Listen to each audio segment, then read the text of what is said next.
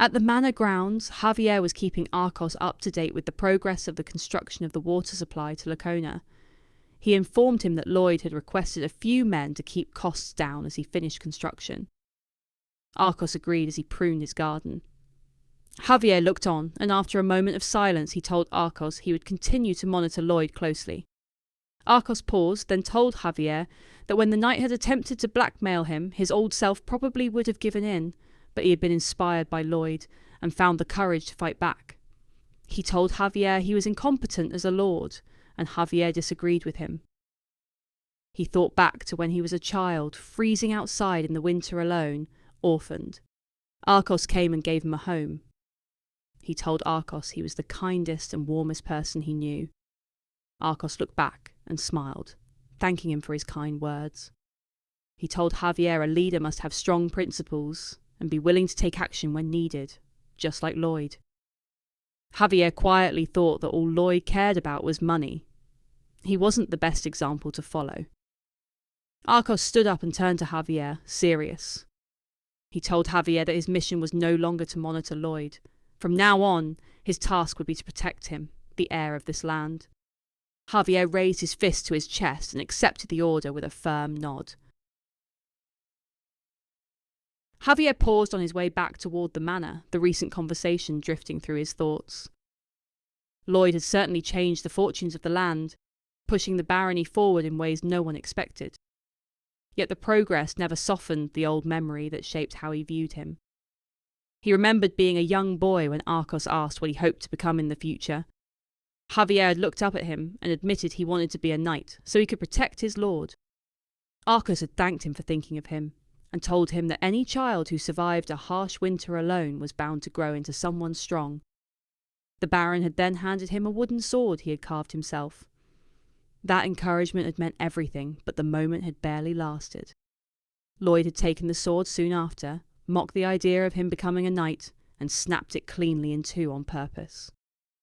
Javier stepped into his room and closed the door. His gaze settled on the broken wooden sword hanging on the wall in two pieces, kept there as a reminder. Nothing about that memory had faded, and it was clear why there was no path that would ever lead him to liking Lloyd. Javier stepped into Lloyd's room for his nightly sleep therapy. Lloyd greeted him with the same exaggerated enthusiasm he always used for this routine, welcoming him to what he called the Frontera lullaby service, and treating the moment as if Javier were a loyal customer returning for another session. He teased him in that familiar, playful way, acting as though Javier had become hopelessly dependent on the service. Javier answered with his usual flat expression, making it clear he had heard this introduction too many times and wanted him to begin.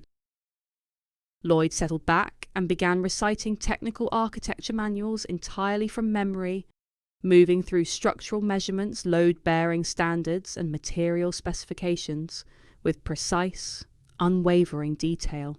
The steady flow of information had the same effect as always, draining Javier's energy until his eyes grew heavy. As the room quieted, he drifted toward the edge of sleep. The old memory that should have made him resent Lloyd still lingered, yet the feeling no longer reached him the way it once had. After everything they had been through, he found himself questioning whether Lloyd was still the same person he remembered from their childhood at all. It was the middle of the night, and both Lloyd and Javier had fallen into a deep sleep. The quiet of the room held steady until the bedroom window shifted open, letting a hooded figure slip silently inside. He reached for his sword, eyes narrowing at the sight of Lloyd. The resentment in his expression made his intent unmistakable. He stepped onto the window ledge and launched himself forward, sword raised, aiming straight for Lloyd's chest as he dropped toward the bed. Javier reacted the moment the killing intent reached him. He sprang up from his chair and drew his sword in one fluid motion. Steel met steel as he intercepted the strike, and the force of the clash snapped the intruder's blade cleanly in half. The impact sent both of them crashing onto the floor. The noise jolted Lloyd awake, and he sat up in a panic as he saw Javier restraining the intruder, holding him down with calm, practiced force. The next day, Lloyd supervised the final stretch of the pipe construction leading toward Lacona.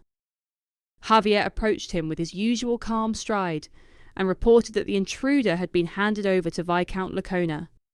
He began explaining the man's reasons for the attack, but Lloyd stopped him almost immediately. Lloyd reasoned that the Viscount was now paying for the new water supply, so he likely dismissed the knight first, prompting the man to act out of revenge. Lloyd gave a casual shrug, adding that he would have done the same after being knocked out cold by the troublesome brat next door. Javier questioned why. If Lloyd expected such a situation, he had not taken any precautions. The thought lingered with him as he remembered how Lloyd always prepared for every possible outcome. It was unlike him to overlook something this serious. Lloyd turned to him with a raised brow. He explained that he had never been worried. With Javier beside him, there was nothing to fear. The words caught Javier off guard, and he inhaled sharply as his eyes widened at the unexpected sentiment. Lloyd continued, explaining that because Javier was there, he could move freely and focus on whatever needed to be done. To him, Javier was someone he relied on entirely. He brought up everything Javier had survived as a child. The monster attack that destroyed his village, the harsh winter he endured alone, and the strength it took to rise as a knight after all of it. He said it all with a bright, easy smile, convinced there was nothing more dependable than someone shaped by that kind of past. Javier stood there without a word. The silence stretched just long enough to feel uncomfortable between them. Lloyd stood there awkwardly, already regretting complimenting him. Javier let the tension fade with a simple shrug, choosing to move past the moment without saying anything further. Lloyd laughed, gave his shoulder a light pat, and said the reaction suited him perfectly. Javier finished the thought he had started earlier. Lloyd was not so bad. Sometimes. Lloyd, Javier, and a small group of men made their way toward the city of Kreml, a wagon loaded with goods trailing behind them. Lloyd rode with Javier and had fallen asleep, resting his head against Javier's back. Javier showed no amusement. He tugged the reins sharply, shifting his shoulder just enough to strike Lloyd in the face and jolt him awake. Lloyd straightened up, groggy and irritated, and asked if Javier had just hit him. Javier gave a calm denial. Lloyd complained that it certainly felt like it. Javier replied that there was no proof of anything. Lloyd scowled over Javier's shoulder, accusing him of being annoyed that a noble could not ride a horse and was now taking it out on him. Javier flatly told him he was amazing and could even read minds. Lloyd pressed him, asking if that meant he was admitting it. Javier maintained that he would never dream of it. Lloyd raised a hand and called for everyone to stop. He slid off the horse, planted both hands on his hips, and demanded that Javier teach him how to ride. Javier refused with the same dry tone, reminding him he was a knight, not a riding instructor. Lloyd declared it an order. The system immediately chimed in to mock him, and Lloyd snapped at it to be quiet. Javier watched with a puzzled expression, unsure if Lloyd was beginning to lose his mind. Once the system finished entertaining itself, it finally delivered its message. It informed Lloyd that his recent work on the waterworks had spread far beyond the barony, and that his reputation as an engineer had risen sharply. A large amount of RP followed. Lloyd broke into a grin, already calculating that more reputation meant more profit down the line. Javier glanced over at him, noting how he could go from irritated to delighted in a heartbeat, and wondered if he was truly all right. The journey was long, and by the time they reached their destination, winter was already drawing close. Count Cremo welcomed Lloyd and Javier, thanking them for coming from such a distance. He introduced himself as the Lord of the region, carrying himself with practiced confidence. Lloyd and Javier bowed in greeting. Lloyd began introducing himself, but the Count had already stepped past him and turned his full attention to Javier. He praised Javier for his impressive work and added that he had not expected someone so elegant, remarking that he looked like the noblest of nobles and could even be mistaken for royalty.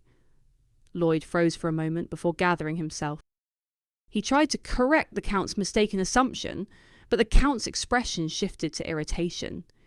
He lashed out at Lloyd, demanding to know how a mere servant dared interrupt a noble's conversation. The system erupted with laughter, barely able to contain itself as it informed Lloyd that he had a servant's face. Lloyd stood there, sweating lightly with a faint scowl, not knowing what to say. A few moments later, Javier had managed to clear up the confusion, and the Count was laughing as he apologised to Lloyd for his outburst. He added, still amused, that Lloyd was partly to blame because his face looked far too much like a servant's. Lloyd stayed quiet as the system mocked him, as he thought to himself he wished he could beat that system up. Lloyd recognised the Count from the story. After Javier fled following the incident with the lenders, Count Cremo had been the one to find him. He listened to Javier's account and judged him an honourable man, even going to court to speak on his behalf until Javier received a not guilty verdict. The conversation shifted toward the trade that had brought them here. The Count explained that he intended to build a statue just off the coast and needed gold because he wanted it decorated with gold and jewels. Lloyd asked why he would undertake something like that. The Count admitted that trade had been declining. A few years earlier, a monster had appeared near the shore. It had never attacked, but traders were too frightened to dock. Lloyd felt a familiar chill. He knew this creature from the story. Nothing could defeat it, not even the navy. Cremo continued to decline, leaving the Count in a desperate situation. Lloyd recalled that in the book, Javier was supposed to help the Count after fleeing Frontera, but the first volume had ended before that happened. The second book was never released, leaving everything that followed unknown. He now wondered if events that never made it onto the page would begin unfolding in front of him. The Count went on, explaining that he had studied the monster closely. In his research, he learnt that the creature's natural enemies were mermaids, the strongest warriors ruling the sea. That led to an idea. If he erected a mermaid statue, perhaps it would drive the monster away. He shook his head with a long sigh. The idea was no longer possible. Lloyd asked why. The Count explained that they had no way to place a statue over the water without raising the surrounding land, which would block the sea routes and cut off the harbour entirely. Lloyd narrowed his eyes as gears began turning in his head. The Count attempted to reassure him, saying that Lloyd's journey had not been wasted. They would still honour the original agreement and purchase the golden jewels he had brought. Lloyd refused immediately. He wanted more than what was being offered. The Count raised a brow, waiting for him to elaborate. Lloyd explained that for an additional fee, the Count could have the goods. Then he smirked as he added that he could also build the platform for the statue without disturbing the sea channels. Lloyd was now just off the coast where the statue would stand, sitting in a small boat with Javier. He wore a pair of goggles, took a deep breath, and plunged his head into the freezing water. He scanned the seabed, checking how stable it was. It looked solid enough and should support the weight of the platform and the statue if he built it properly. He pulled his head out of the water, shouting that his face was frozen. Javier chuckled at Lloyd's suffering, as Lloyd, shivering from the cold, asked why he suddenly looked so happy. Javier apologised and swore this was the first time someone suffering had genuinely made him happy. Lloyd stared back at him, face miserable and thoroughly unamused. Javier began rowing them back towards shore and asked if Lloyd could really manage it, building upward from the seabed, something he had never seen before. He wondered if Lloyd planned to use magic. Lloyd scoffed, agreeing that yes, he would use magic. Cement magic. Grinning as he said it. Lloyd considered the options. Roman-style cement was definitely the best choice for this job, but he still needed to figure out how to create cement in this world. As they reached the dock, Javier stepped out first and raised a hand to help his master. He told Lloyd not to worry about watching his step when getting out of the boat, and that if he fell, it was fine. Lloyd scowled, saying Javier's banter was reaching swordmaster level, calling him a bantermaster with dry sarcasm. A voice called out behind them. A young lady approached with her servants. Flustered, holding a letter sealed with a heart, she asked if he was Master Frontera and said she had something she must give him. Lloyd pointed at himself in surprise, stuttering, wondering who she could possibly mean. She introduced herself as Christine, the daughter of Count Cremo. She explained that she had seen Lloyd walking through the mansion courtyard the previous day. Then she called out to him again, cheeks bright red, asking him to accept her letter. Lloyd felt that refusing would be rude, but before the thought even settled, she stepped forward and placed the letter into Javier's hands instead. Javier slipped it into his inner pocket without hesitation. Christine ran off in embarrassment, declaring how happy she was that he had accepted it. Javier paused only a moment before suggesting they head out. Lloyd, completely unamused, stopped him. He demanded to know if Javier was really going to act as though nothing had just happened. Javier looked at him with mild confusion and asked what he meant. Lloyd pointed out that Javier had taken the letter as if it meant nothing. Javier saw no issue with it and said so. Then he raised a brow and feigned surprise, asking if Lloyd had truly never received a love letter before. Lloyd felt his blood boil. Javier, taking deliberate pity on him, told him to stay strong, clearly enjoying how much this was tormenting him. Lloyd stood there caught between rage and tears. Later, Lloyd worked on his virtual design canvas, still simmering from what had happened earlier. Count Cremo approached from behind and called out to him. Lloyd turned his head, and his expression looked closer to a demon's than a human's. The Count flinched at the sight and asked what was wrong with his face. Lloyd's entire demeanour shifted as his expression brightened into a polite smile while he greeted the Count.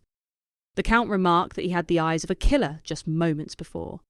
He then explained that he had gathered most of the supplies Lloyd had requested, but the volcanic ash was missing. Lloyd cupped his chin, realising that might be a problem. Volcanic ash was a key ingredient for the type of cement he wanted to make. He had been set on using Roman cement. It had proven its durability for thousands of years, with structures like the Colosseum still standing strong.